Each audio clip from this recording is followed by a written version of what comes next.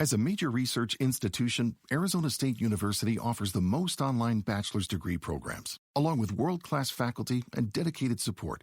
Discover why ASU is ranked #1 in innovation for 9 consecutive years. Tap to learn more. History That Doesn't Suck is a bi-weekly podcast delivering a legit, seriously researched, hard-hitting survey of American history through entertaining stories. If you'd like to support HTDS or enjoy bonus content, please consider giving at patreon.com/History That Doesn't Suck.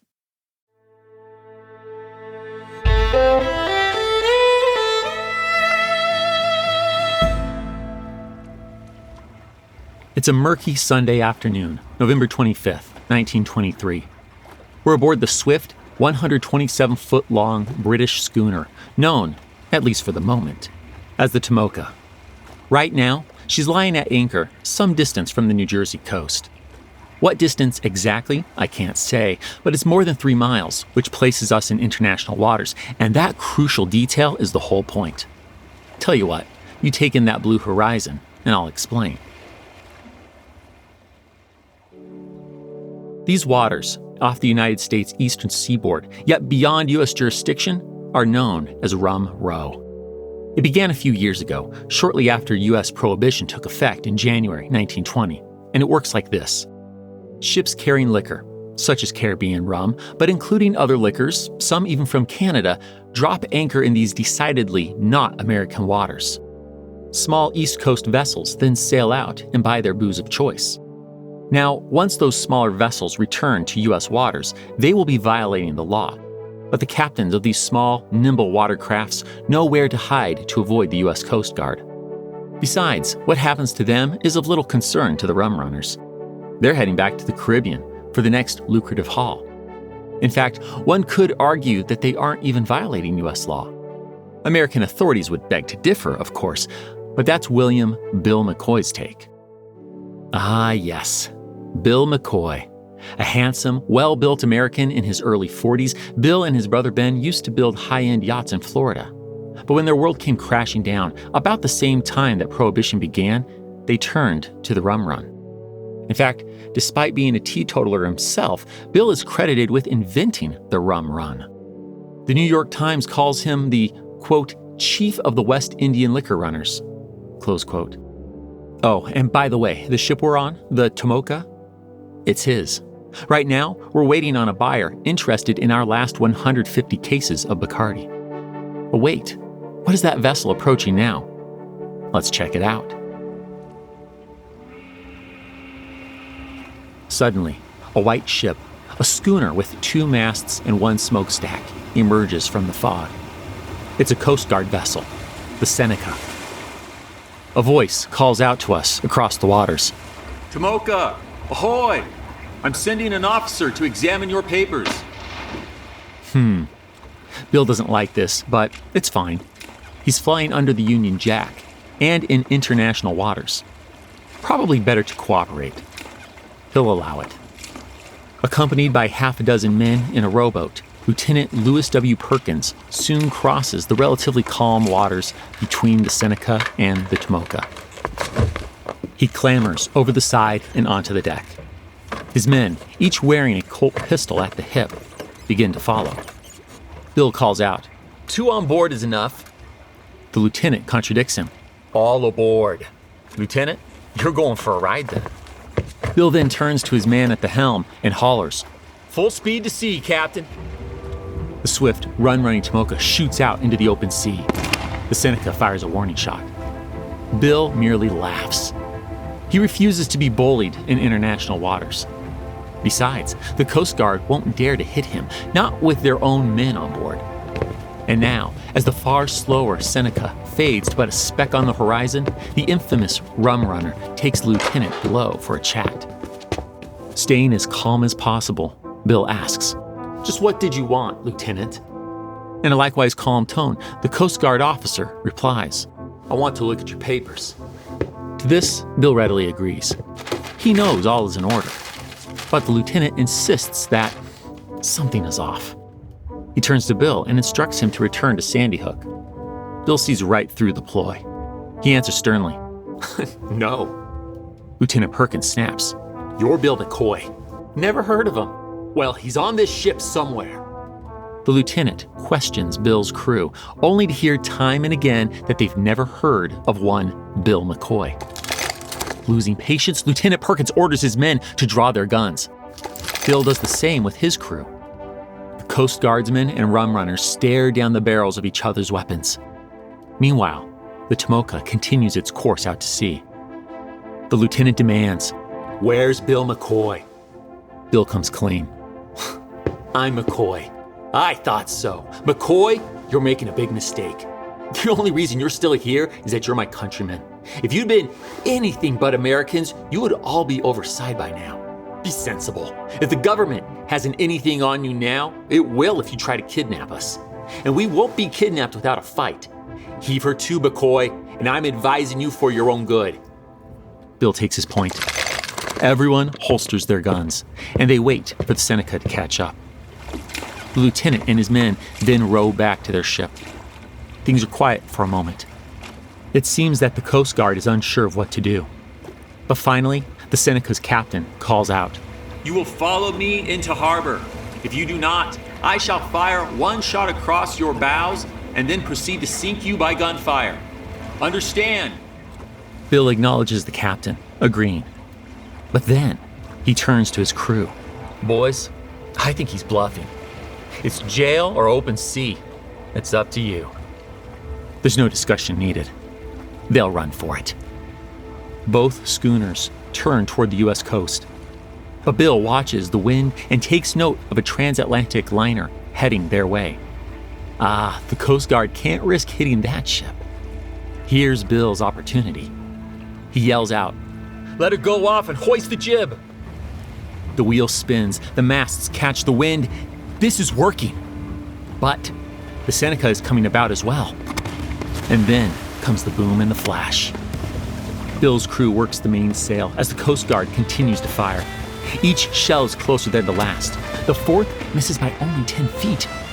According to some accounts, the rum runners returned fire with machine guns. Perhaps true, perhaps not, but either way, Bill soon accepts reality. The Coast Guard captain wasn't bluffing. With tears in his eyes, Bill orders the jib run down, fully aware that his rum running days are over.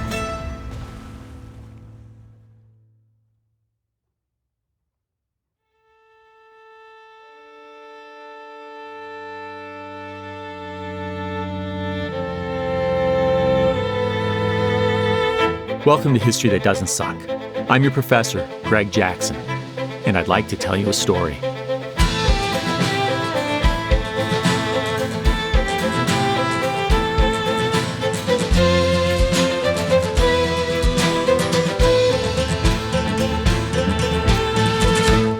So ends the bootlegging career of the most iconic of rum runners, the infamous Bill McCoy. It's estimated that he ran 175,000 cases of hard liquor. Whew. His was a short but nonetheless good run. Yes, pun intended, and although the authorities were determined to shut down such a legend, Bill does all right. In 1925, he's sentenced to a 9-month stretch, during which he's treated like a celebrity, even attending a prize fight with the warden. Once released from jail, he returns to his old legal profession of building boats in Florida. And with that, we now embark on our first of 3 episodes on the manufacture, sale, and transportation of intoxicating liquors in the United States during its 13-year experiment with Prohibition. And given that opening, I'm sure it won't surprise you to hear that today's bootlegging tale is that of the East Coast's notorious Rum Row. Now, personally, I can't think of a better way to learn about it than by doing, so we're going full-on bootlegger. Together, you and I will spurn the law to run rum from the Bahamas to New York City. We'll do so in the same way that we immigrated through Ellis Island in episode 118, by using primary sources detailing actual events that happened to real people to create our own composite experience. And if we manage to do this without getting caught, well, maybe we'll celebrate our ill-gained wealth with some illegal drinks at one of New York City's most famous speakeasies. Naturally, we'll want to learn the smuggling craft from a pro, and I can't think of a better one than the rum-running king, the real McCoy himself, Bill McCoy. P.S. Bill claims to be the origin of the term real McCoy, but that's a lie. The phrase already existed. Don't let him convince you otherwise.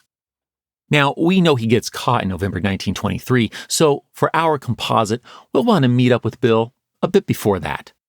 We'll sail in the summer of 1923. So, ready to turn smuggler? Excellent. Then let's head to the Bahamas and turn back the clock several months. Rewind. The early 1920s U.S. government has a serious law enforcement problem. Turns out that welcoming the new decade with an 18th constitutional amendment banning, quote, the manufacture, sale, or transportation of intoxicating liquors within, the importation thereof into, or the exportation thereof from the United States, close quote, and following it up with underfunded enforcement through the Volstead Act hasn't convinced Americans to give up the drink. To quote the British soldier-turned-bootlegger, Eric Sherbrooke Walker, or James Barbican, to use his pseudonym, the Americans, as a nation, are determined to have hard liquor. That is thrilling news for some down-on-their-luck adventurers with the willingness to bend a few rules like you and me. I mean, the job market's still rough since the end of the war-to-end-all wars, and now in 1923, we could both use work and a drink. So why not solve our financial problems and wet our whistles while taking a page out of our favorite book about Blackbeard and become pirates in our own right? And a reference to the Golden Age of Piracy is spot on, because the modern-day pirates that are rum runners do a lot of business among the same group of islands that those early 18th century pirates used. The Caribbean's, no, wait, let's be a bit more technical, the West Indies, Bahama Islands. A long-time British colony that often struggles financially, the Bahamas are booming thanks to American Prohibition. 10 million quarts of liquor travel through the Bahamas per year. Yet, this boom is a mixed blessing, according to local historians. It's drawn a mostly drunk and rough crowd of foreigners. They're, well, you'll see what I mean now that we've joined the Tomoka's crew and are sailing with the crowned king of rum running, Bill McCoy. We'll experience it firsthand as we stop in to load up our ship with illicit cargo. It's a beautiful evening in the Bahama capital and once pirate capital of Nassau, New Providence Island. We've just left the Tomoka lying at anchor in the harbor, and now we're with our rum-running legend of a skipper, Bill McCoy, and a few other crew members walking down Frederick Street. Then, Bill stops as we reach an 8-foot-tall wall. He opens the gate and leads us into a courtyard filled with royal palms, coconut palms, colorful croton bushes, and bougainvillea and hibiscus flowers, all of which sit in the shade cast by one massive tree in this space's center. There's also a pelican. Locals call it Nebuchadnezzar. And behind all of this is a white, wooden, 3-story building that seems to go on endlessly with its verandas and 50 or so rooms. This is the bootleggers' headquarters of Nassau, the Lucerne Hotel. We ascend a winding stairway up to the front entrance. Once there, a 5-foot, barely 100-pound elderly woman, a New England transplant with gray hair and gold-rimmed spectacles, greets us. This is the Lucerne's proprietress, known only as Mother. She's basically the only person in Nassau who has any control over her guests, the bootleggers. Mother insists that, quote, though maybe they were just the least bit wild, they were all good boys at heart. Close quote. That's one take. Let's see what you think. Walking into the barroom, we soon see why the Nassau Tribune refers to the goings-on here as, and I quote, the orgy of the Lucerne. The whoops, yells, off-key singing, breaking glasses, and fists slamming on tables all make quite the commotion. We make our way to the bar to get a drink. Glancing to the side, we notice the man next to us is paying in a not yet discontinued $1,000 bill. Oddly appropriate here in the West Indies, considering that West Indies-born Alexander Hamilton's face graces the U.S. currency. But seriously, who even carries that? Even more incredible, though, is that our Cockney bartender, a gent named Tommy, has enough to make change. Wow, clearly, Nassau has plenty of people flush with cash. Looks like this bootlegging thing is working out for them. Suddenly, a voice yelps in pain. A fight's broken out. Tommy dives under the mahogany-barriered countertop. Meanwhile, those who are spooked dart out of the Lucerne into the cool Nassau night. We probably should have gone with them. The noise has awakened Mother. She enters with a sigh and shakes her head disapprovingly as she calls out to this room of brawling men. Now, boys, if you aren't going to behave yourselves, you'll have to get out of my barroom. Right away, understand? I'm going to shut it for the night now. If you can't behave yourselves, you can't have anything more to drink here. Everyone will have to leave. Tommy's going to close up. With mutters of, "Yes, Mother," this rowdy, drunken group obeys. The man who laid the initial blow grins sheepishly as he apologizes. "Didn't mean to, Mother. I'm sorry, Mother." Everyone begins to clear out, us included. Well, that was a wild time last night. I assume you're not too hungover to remember little 100-pound Mother taking the roughest, toughest men in the West Indies to task. Bill McCoy says that's entirely normal. According to our teetotaling, bootlegging skipper, quote, "She would wade serenely into the welter of furious men, and at sight of the little black-clad figure and the sound of her dry New England voice, the war would die away." Close quote. Well, must be true then. If anyone would know, it's Bill, the king of rum running. But enough about last night. It's time to get to today's task, filling the Tomokas whole with alcohol. Don't let the term run running fool you. We and other rum runners certainly run our fair share of Caribbean rum, but we'll run any and all of the many different spirits so plentifully imported to and available in Nassau. Seriously, alcohol is everywhere. Just looking outside our Lucerne hotel window, we see local Bahamians driving donkey carts laden with liquor to ramshackle warehouses along the palm tree-lined harbor. Shacks, houses, stables, warehouses, boathouses, and just about any structure that's along the water is now involved in bootlegging. Men move the precariously stacked cases of alcohol from the donkey carts to these buildings and from there onto rum-running ships. Even early in the morning, the police struggle to keep things orderly amid all the pandemonium. But enough talk. Let's go get our cases. We make our way to a warehouse on Market Street, to one of Bill's favorite places to procure goods. Ran by a slender, dark-featured, 35-year-old former stenographer with a brilliant mind who hails from Bowling Green, Ohio.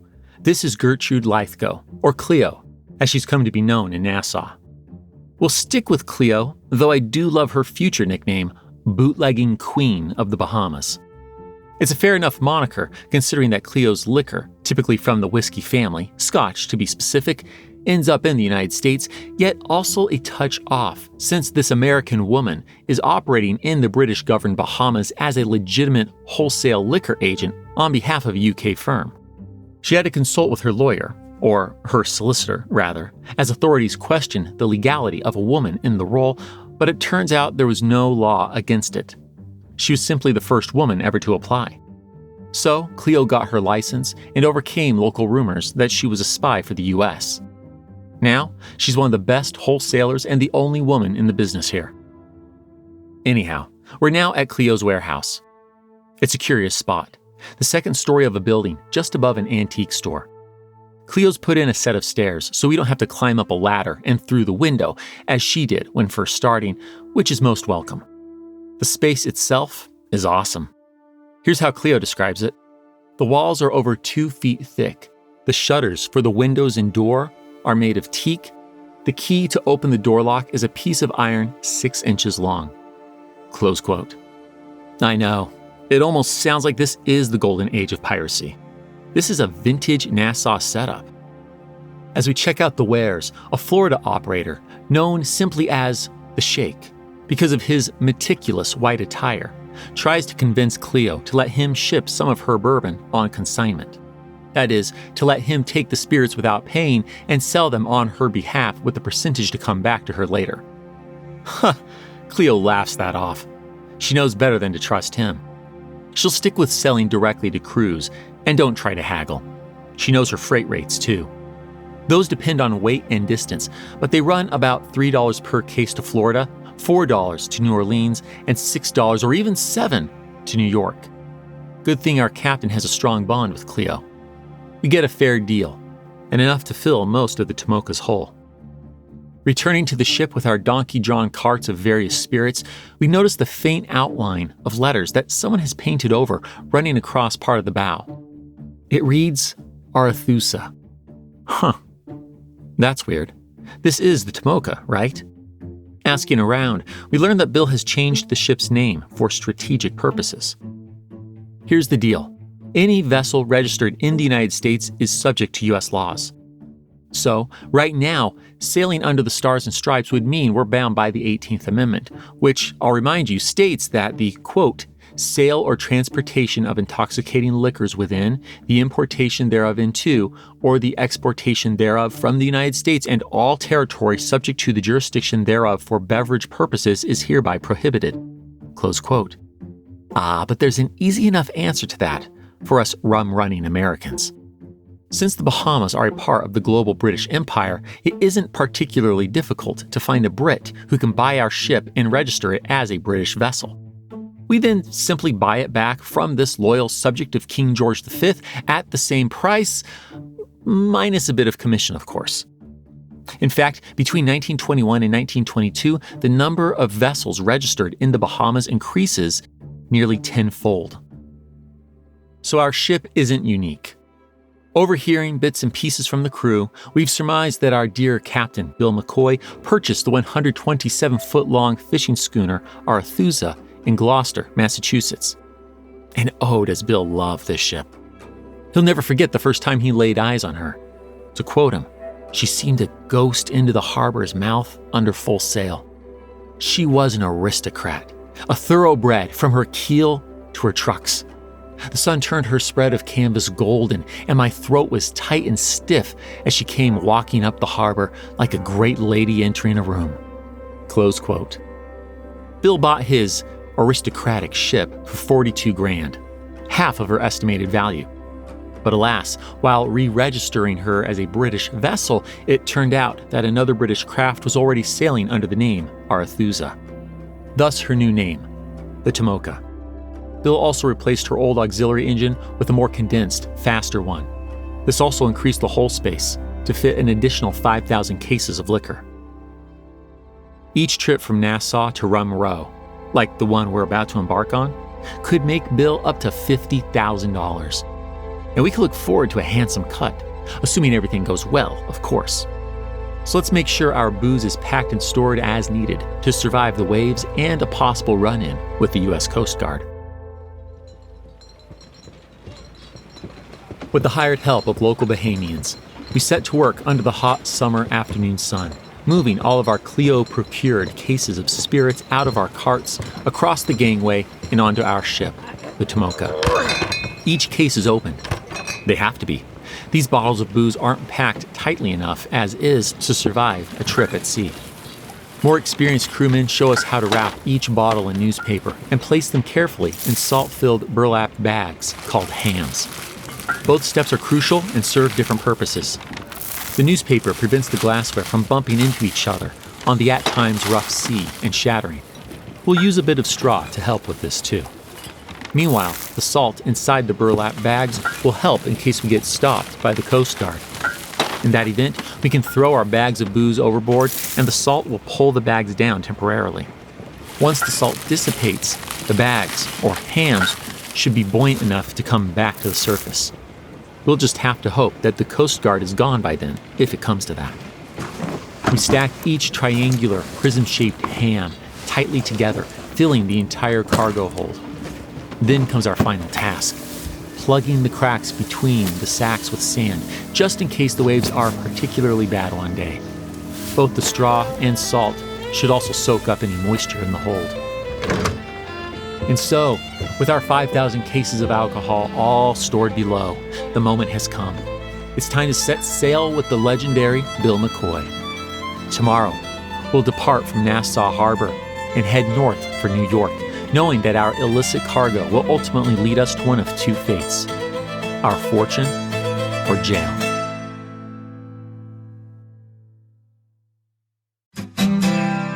Here's something for the history books: paying for overpriced monthly wireless plans. Because now, for a limited time, all Mint Mobile wireless plans are $15 a month when you purchase a 3-month plan. Producing this history podcast is actually a small business operation. As the owner, I'm always looking for ways to keep costs down without sacrificing the quality of the show we produce. That's why I decided to give Mint Mobile a try for my business, because all Mint Mobile plans come with high-speed data and unlimited talk and text delivered on the nation's largest 5G network. So make overpriced wireless service a thing of the past. Get Mint Mobile's offer and start your new 3-month unlimited wireless plan for just $15 a month. Go to mintmobile.com/HTDS. That's mintmobile.com/HTDS. Cut your wireless bill to $15 a month at mintmobile.com/HTDS. $45 upfront payment required, equivalent to $15 per month. New customers on a first 3-month plan only. Speed slower than 40 gigabytes on unlimited plan. Additional taxes, fees, and restrictions apply. See Mint Mobile for details. History That Doesn't Suck is sponsored by BetterHelp. Summer is here, and I love summer. Warm weather, backyard barbecues, and school's out. Remember, I am a university professor in addition to being a podcaster. But the arrival of summer also makes me think, yikes, the year is flying by and there's still so much I want to accomplish. Then I remind myself that this mid-year moment can be a time to celebrate what has been achieved and make adjustments for the rest of the year. You know, therapy can help you take stock of your progress and set achievable goals for the next 6 months. Sessions can help empower you to be the best version of yourself in any season. If you're thinking of starting therapy, give BetterHelp a try. It's entirely online, designed to be convenient, flexible, and suitable to your schedule. Just fill out a brief questionnaire to get matched with a licensed therapist and switch therapists anytime for no additional charge. Take a moment this summer to take stock and set some healthy goals. Visit betterhelp.com/HTDS today to get 10% off your first month. That's BetterHelp, HELP.com/HTDS.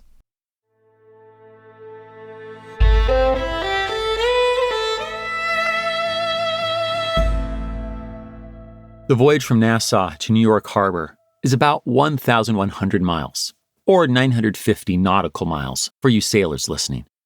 My apologies to the landlubbers, but Dramamine doesn't exist yet. Keep your eyes on the horizon. It'll help you find your sea legs. We pass by or see a fair share of other rum-running ships along the way. As Bill once quipped, the route is filled with, quote, anything with a bottom that could float and a hold that could be filled with booze. Close quote. That's not a bad thing for us. These waters can be dangerous, and the right company can make a difference. Take, for instance, Alistair Morey. He's a bootlegger from Glasgow, Scotland. Yes, a Glaswegian, as his fellow Scots would say. And on one particular rum run in the month of December, he made a quick stopover in Bermuda before heading up the coast. Transporting whiskey from his native Scotland, that is, Scotch, he hit a few problems. Well, a lot of problems. Fuel pumps out of alignment, 3 blown joints, and more. Worse still was the weather. To quote the Glaswegian, in my generic Scottish accent, since imitating a true Glaswegian accent is both beyond my skill set and less likely for the uninitiated to understand, hell. Hailstones, now like bullets. When they arrived, I made for the companion via a bollard. That was a refuge halfway, and got down below with no further loss of time. Like nothing on earth I've ever seen before. Now, don't worry. We're sailing in the summer with much smoother, hail-free weather, but danger still lurks in the dark waters of the Atlantic. And I'm not talking about killer sharks, though they are out there. No, our greatest threats are the U.S. Coast Guard and pirates. Even though we're on a British ship, the Coast Guard can still confiscate our cargo if we drift too close to American waters. But at the same time, sailing too far out on the open seas will leave us vulnerable to genuine pirates, as in well-armed men who sail far beyond the reach of the law and prey upon vulnerable, rum-running ships, murder their unsuspecting crews, and make off with their cash and booze. Yeah, once again, it sounds like Prohibition has unintentionally caused a return of sorts to the Golden Age of Piracy. Future historians will never know just how many rum-running ships will be lost at sea. But take heart. We've now made it to the most infamous section of the East Coast's Rum Row. That legendary stretch of water running from Cape May, New Jersey, all the way up to Montauk Point on the northeastern tip of New York's Long Island. In fact, the most happening of spots is the southern coast of Long Island. Known as the Rendezvous, these waters are filled with rum runners, all anchored right next to each other. East Coasters can hop in a speedboat, jet out to these international waters, then go from ship to ship comparing prices. It's like a floating mall, except every store and kiosk sells liquor. And yet, none of this means we're totally safe. The Coast Guard might be too poorly funded to keep up with all of this, but its ships are still faithfully patrolling U.S. waters, trying to catch booze-selling smugglers like us. But we're a little safer than others. See, sailing with Bill McCoy has its advantages. He's got the money to outfit all of his ships with shortwave radios to communicate with potential buyers. Not only that, but Elizabeth Smith Friedman says that his encoded messages are, quote, more complicated and harder to decipher than any code which was used during the recent World War, close quote. And Elizabeth should know, across her career, she'll decode nearly 12,000 messages for the Prohibition Bureau and Coast Guard. But alas, on this trip, our ship's radio is broken. So we'll have to do as other rum runners do. We've posted handwritten signs that show the names and prices of our stock. When that doesn't work, though, we've got to get creative. Our daring captain takes the dinghy ashore to work a solution. He comes back victorious. The answer to our prayers will come from the heavens.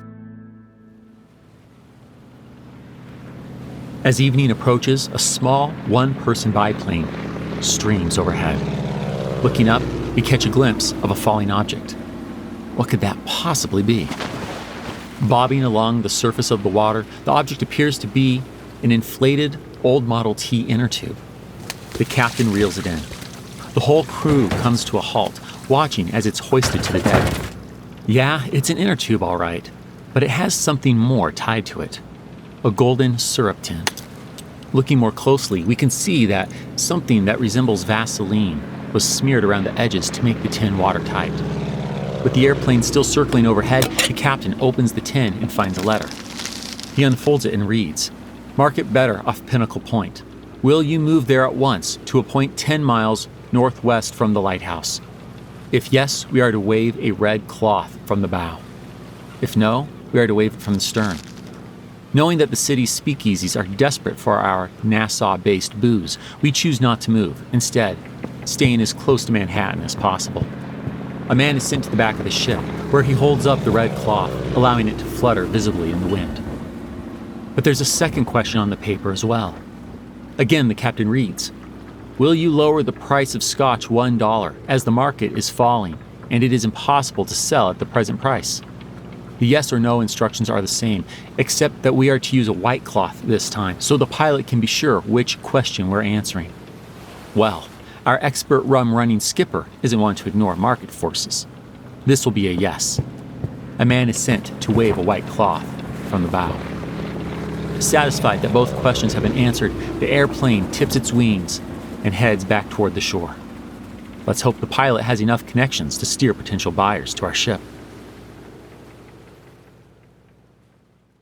Aviators are playing a part in the alcohol smuggling game all over the country, including right here on Rum Row. Former World War I bombers who once fought for their country against the Kaiser are now gladly dropping notes for bootleggers along the coastline. These pilots likely all have day jobs, airmail pilots, barnstormers, some are even in the military. But it's just so hard to say no when they can make upward of $2,000 for a single flight. Not a bad payday for circling over the coastline and taking that information back to buyers who'll take the real risk of speeding out across the waters in their boats. Okay, it's not always that simple. Sometimes pilots in seaplanes, that is, aircraft capable of landing on and taking off from the water, will run the booze itself back to land. This is quite rare, but it happens, and right now, in the early 1920s, we smugglers have the advantage. The Coast Guard's request for a seaplane was denied, meaning that we command the air. But again, don't discount the Coast Guard. Its ships can still shoot down a seaplane or even capture one while at anchor. This hasn't happened yet in 1923, but the New York Times will report on a Rum Row plane getting captured in August 1924 and on a Coast Guard destroyer, the Mojave, making a prize of a Rum Row seaplane on March 30th, 1925.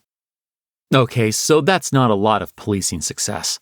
Sounds like the odds are pretty good for aviating smugglers, which makes it hard to convince pilots that it isn't worth the risk.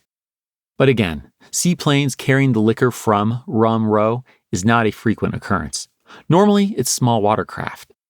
Our favorite British licensed distributor and fellow American back in Nassau, Cleo, made the trip to Rum Row once with Bill. What can I say? She's an adventurer, likes to live on the edge.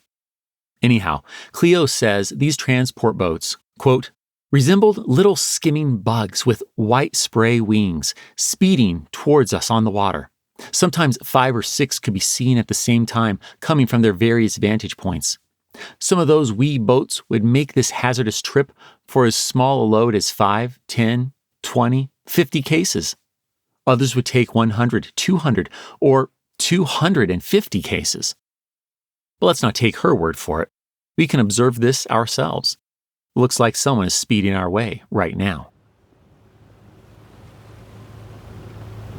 As night falls, there's still enough light for us to see a boat, likely originating from New York, closing in on our anchored position on Rum Row. Then, in the blink of an eye, 2 men covered in well-padded oilskins and caps climb aboard the Tomoka. They're quickly escorted into the captain's cabin so as to be as inconspicuous as possible. Well, as inconspicuous as you can be when everyone present is armed. For their own protection, of course. Ducking our heads, we follow them inside, since it's important to have as many people present for the deal as possible. We watch as the buyers are provided with an inventory of our cargo and samples of our illegal wares. If only we were allowed a sip as well. But alas, we can't. The buyers taste each of the brands that we procured from Cleo in Nassau, then bicker with the captain on the price. Yeah, good luck. They won't get the better of old Bill McCoy. Finally, all is agreed to. The customers pull wads of cash out of their oil-skinned jackets, pant pockets, and from underneath their hats. With money in hand, the captain yells out the order to the ship hands on deck. They then scurry off to get the booze. As we return to the deck, some of our fellow crew members are already tossing the carefully packed bags of bottled booze, the hams, as we call them, from one man to the next. Some of the men are swearing. The hams were tricky enough for us to handle when we were leisurely loading the ship, so you can imagine what it's like when everyone is in a bit of a rush. One of the hams is rattling. Damn it. That means there's a broken bottle inside, and we're the ones who have to eat the cost. It's tossed aside for a fresh ham. We'll have to open it up and replace the bottle for the next customer later. For now, we need to keep our chain moving and get this alcohol off the Tomoka and onto the speedboat. The 2 crew members tasked with keeping watch through binoculars look flustered. Perhaps there's a suspicious ship heading our way. Yes, that's precisely it. One of them yells, "Cutter, moving this way! Break away!" The ropes tying the speedboat to our ship are quickly sliced as we and our customers go in opposite directions. The buyers try to come back later in the night to finish loading. If they made it, we'd honor the sale for the sake of our reputations. But they never do, so that's a bonus for us. We'll keep the cargo and the profit. And given that outcome, the captain lets us throw back a few to celebrate such a successful sale. The next morning, as we nurse our minor hangovers, Bill McCoy tells us that he's sending us ashore. We're heading into the city, where you and I will deposit that fat stack of cash that the crew scored from last night's sale at the bank. And as rookies, the captain wants us to meet a few of his friends who can teach us about this last leg of the rum run. As we do so, we'll also take an unusual risk. We'll personally smuggle some liquor into New York City.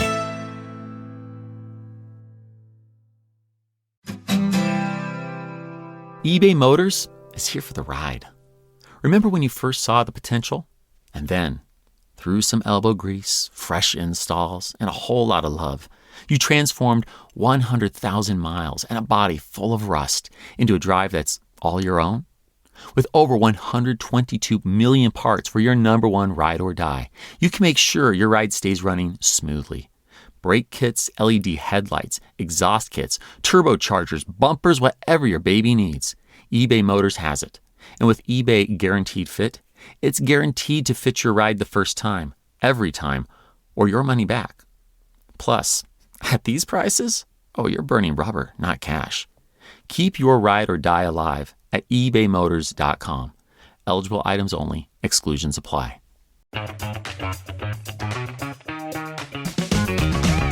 Hey there, I'm Dylan Lewis, one of the hosts of Motley Fool Money.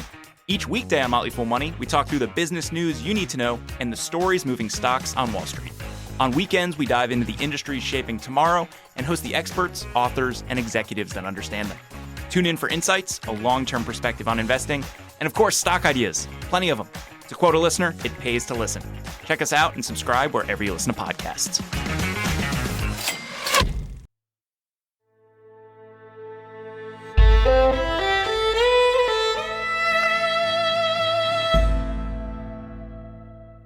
Departing late in the afternoon, we're soon zipping away from the Tomoka in our speedboat. It's about 3 miles and change to the landing docks in Lower Manhattan. While that's our destination, these aren't the only docks our customers frequent. Other smuggling favorites are along Brooklyn's side of the East River, directly across the Hudson River in Newark or Hoboken, New Jersey, and farther north up the Hudson to Yonkers or Kingston, New York. Those last two are tricky, though. Smuggling by boat into Midtown or Northern Manhattan runs a greater risk, since that's where most of the law enforcement efforts are located. But whichever docks New York bootleggers use, they will then unload their bags, that is, their hams, of alcohol from the speedboat, place it in a truck or car, then make deliveries to warehouses, private collections, or straight to speakeasies. These 3 miles of water are a dangerous leg of the smuggling journey. But should the Coast Guard catch a gentleman or lady of the craft at this point, all smugglers know what to do. Down some hard liquor and fast. See, if you're arrested while drunk, the police can't legally interrogate you until you sober up. That buys precious time to get a lawyer down to the customs barge office, which is where the ferry terminals are, at the southernmost tip of Manhattan, to help procure bail. As you can imagine, the customs office hates these notoriously drunk sailors who are known to pelt reporters with hard-boiled eggs or even try to peddle their illegal wares. Thankfully, you and I won't be gulping down rum or whiskey on our speedboat this evening. We make it to Lower Manhattan's docks just fine. And as we approach our dock of choice, not far from the Battery, our small speedboat crew of 3, you, me, and the one man who will zip back to the Tomoka once we're done here, catch a glimpse of a woman in the fading day's light. Dark hair, plump and in her 30s. Yes, this is the customer Bill described. This is Maisie Manders. As we pull up to a dock near the tip of Manhattan and tie off, Maisie Manders gives us a knowing look while standing next to her car. A Packard coupe with an additional leaf in the springs and large balloon tires.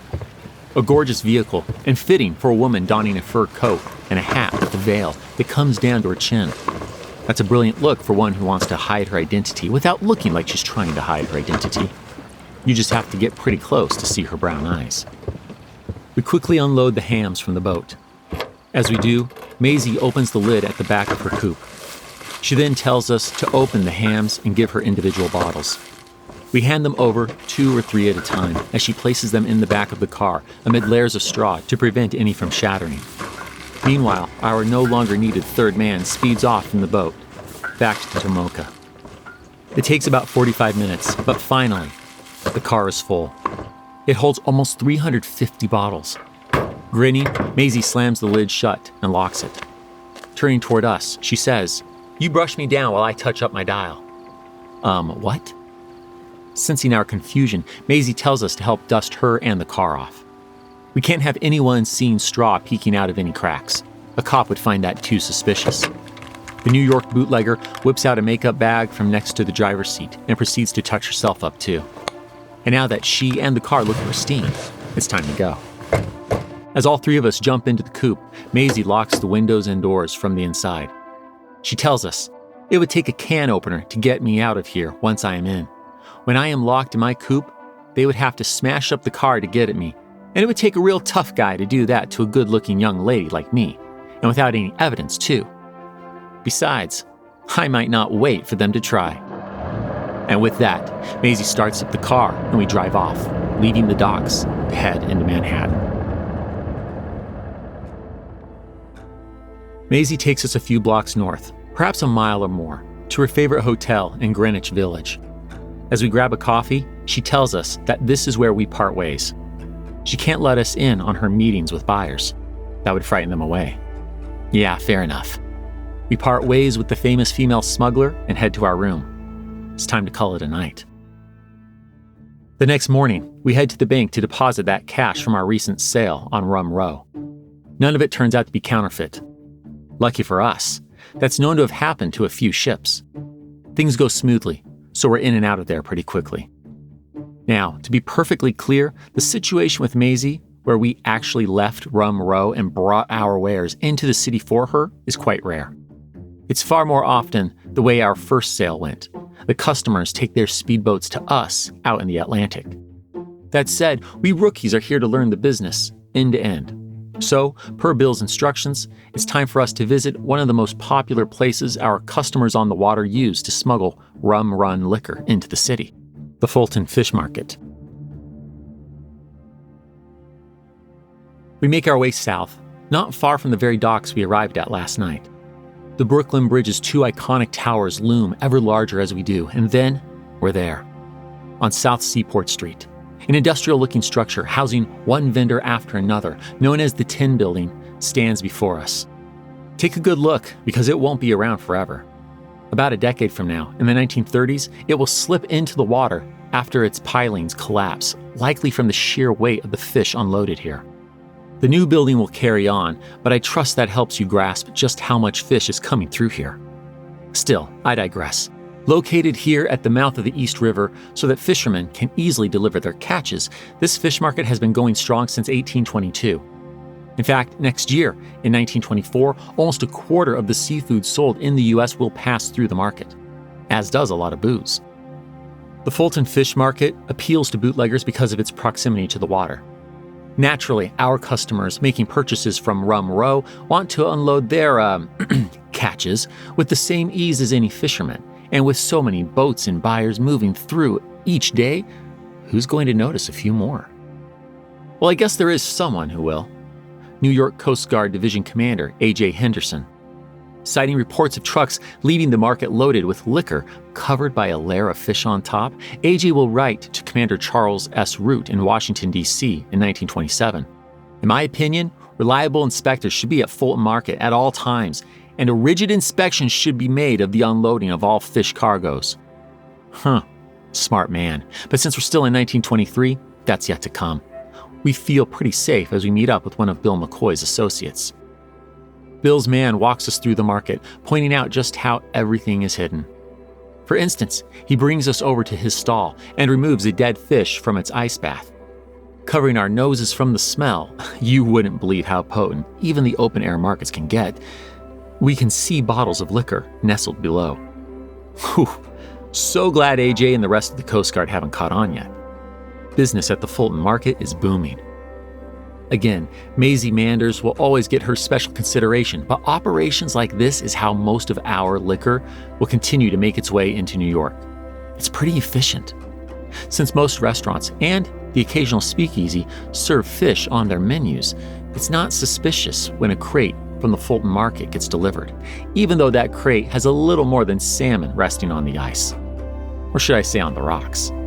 After all, the only thing remaining at this point is for New Yorkers to enjoy their illegal, inebriating drink. We return to the Bahamas. We also move to a different crew, meaning that we don't get caught with Bill in November. We'll continue doing our Nassau-based rum running, smuggling liquor up and down the East Coast. But as the years pass by and our wallets burst at the seams, we certainly enjoy a few nights out, blowing some of that ill-gotten cash at a New York speakeasy. Now, we know that there are a slew of speakeasies on one block of West 52nd Street. 39 clubs and speakeasies by the late 1920s, to be exact. The most famous will be located at 21 West 52nd Street, run by a set of cousins, Carl Kreindler and Charles A. Burns, better known to their friends as Jack and Charlie. Now, that location won't open until 1929, but even now, in the mid-1920s, we can still get the 21 Club experience. 52nd Street might be where Jack and Charlie settle, but they've been in business since 1922, just at a different address. Well, a few different addresses. They move around a lot at first, and currently, the club is in the booze-soaked Greenwich Village. So come on, let's check it out. It's an unspecified evening in 1925. Light pours out of the windows of countless New York City buildings as we walk up 6th Avenue. We soon come to the corner of Washington Place, turn and start scanning the addresses for the number 88. This isn't our first time at Jack's and Charlie's club, but it is our first time since they moved to this address. Oh wait, that's it. Huh, sure looks ordinary. The gloomy, dingy walls give way to boarded-up windows and a lot of built-up coal dust. The only thing unusual is the bright, new-looking beige sisal rug running down the wooden steps toward what appears to be a cellar. I'm guessing that's it. Let's find out. As we approach the old wooden door, an eye peers at us through a peephole. The eye belongs to Bill Hardy, who's yet another relation of the cousin owners. Now, if he doesn't like the look of us, if he suspects we're revenue agents, Bill will press a button that will alarm everyone inside to start clearing out, both themselves and the liquor. But even though it's been a while, we haven't seen him since the cousins were operating their old club, the Redhead. Bill knows our rum-running faces when he sees them. He opens the door, grins, and lets us in. Stepping inside, we find the dingy exterior jarringly contrasts the bright, meticulously styled interior of this club, called fronton. The word describes the main wall of a jai-alai court, a sport of Basque and Spanish origins distantly related to squash, and the speakeasy is aptly decorated a la espagnole. The concrete floor is painted a deep burgundy, and white stucco walls climb to meet a low, dark-beamed ceiling. The lights are always dimmed. Tables with high-backed, dark wooden chairs and banquet seats make room for the nearly 60 people who can fit inside at any given time. Peeking around the corner of the red, orange, yellow, and black striped curtains hanging from the ceiling, we see the centerpiece of the room, the bar and its ever-so-illegal booze. The bar consists of a plank draped on top of 2 carved wooden sawhorses. The bartender stands behind 4 pitchers filled with scotch, rye, gin, and bourbon. Since their pre-Prohibition stockpile has likely long run out, the bar boasts bottles of wine and spirits that came directly through Rum Row. Jack and Charlie seem to have thought of everything. They even installed a drain below the bar so that, as Charlie once said, if any trouble came, we could quickly pour the pitchers down the drain and scoot out the back through the coal cellar door and out onto 6th Avenue. If the Lucerne Hotel in Nassau was magnificent, this is otherworldly. We settle into our high-backed wooden chairs and watch as the fronton fills up. The place is packed by 11 p.m. The food is unreal. The menu boasts steaks, chops, sauced meats, and sandwiches, all made fresh by an Italian chef. It's no wonder we heard this establishment was nicknamed the Little Restaurant. Looking around, we hope to catch a glimpse of the famous New Yorkers who are known to frequent the Spanish-inspired, Italian-influenced club. Maybe tonight, Madame Polly Adler will walk through that great wooden door. Or evangelist Amy Semple McPherson. Remember journalist H.L. Mencken, who so blatantly criticized President Warren G. Harding's inaugural address in episode 155? Yeah, he's often here too. If only Al Capone were visiting the city, though. Rumor has it that this is his favorite haunt in New York. But forget the celebs. We have steak, whiskey, and more cash than we know what to do with. This rum-running business isn't so bad, as long as we continue to avoid getting caught like our old captain, of course. Ah, poor Bill. Though, as we've heard, his jail sentence sounds like a slap on the wrist. Well, I say we raise a glass to the man who never raised one himself, yet taught us the trade. Here's to the chief of the West Indian liquor runners, to Bill McCoy. Cheers. Well, we did it. We became rum-running, Nassau-based smugglers. We know the swashbuckling feel of the Lucerne Hotel, Cleo's impressive and ungodly stockpile of scotch and more. We braved the dangerous 950 nautical mile voyage from the Bahamas to Rum Row's busiest section a few miles out from New York City, and did so with the infamous Bill McCoy no less. And we saw firsthand how our booze makes it across those last few miles of water and past Lady Liberty to greet the lips of Prohibition-flaunting New Yorkers. But of course, the most pressing and interesting question in all of this is the morality, or lack thereof, in the rum running and smuggling game. What do we make of the smugglers and gangsters? In their minds, they're heroes flouting unjust laws. Indeed, our dear Captain Bill McCoy likes to compare himself to founding father John Hancock. That's right. In Bill's mind, he's just like this famous Boston merchant of the 1770s, a good man ignoring a bad law. If John was fighting evil taxation policies implemented under the Union Jack, Bill sees himself as fighting the evils of Prohibition implemented under the Stars and Stripes. But is it the same? Does this comparison to the Declaration of Independence signing smuggler hold? I guess that's something you'll have to weigh in your own mind, both in regards to rum running Bill and other smugglers in the episodes to come, some of whom will be a little more willing to get their hands dirty than our dear old captain.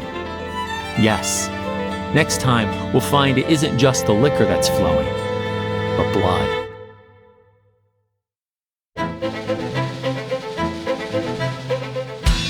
History That Doesn't Suck is created and hosted by me, Greg Jackson. Episode researched and written by Greg Jackson and Riley Neubauer. Production by Airship. Sound design by Molly Bach. Theme music composed by Greg Jackson. Arrangement and additional composition by Lindsey Graham of Airship. For bibliography of all primary and secondary sources consulted in writing this episode, visit htdspodcast.com. HTDS is supported by fans at patreon.com/history that doesn't suck. My gratitude to you kind souls providing funding to help us keep going. Thank you. And a special thanks to our patrons whose monthly gift puts them at producer status.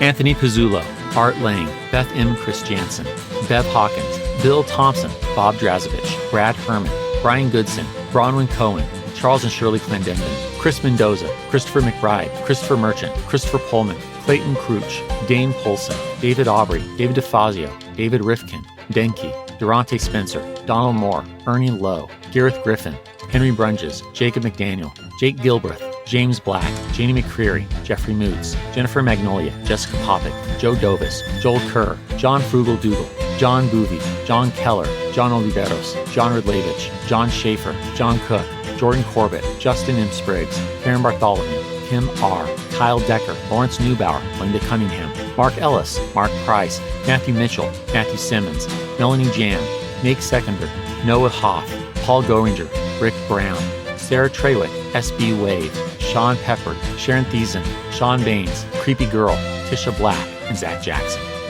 Join me in 2 weeks, where I'd like to tell you a story.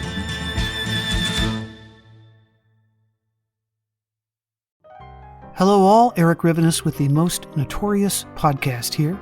Each week I interview an author or historian about a historical true crime, tragedy, or disaster. Subject matter ranges from gunslingers to Gilded Age murder to gangsters to fires to pirates to wild prison breaks. My guests bring their incredible knowledge directly to you. Please subscribe to Most Notorious on your favorite podcast app. Cheers, and have a safe tomorrow.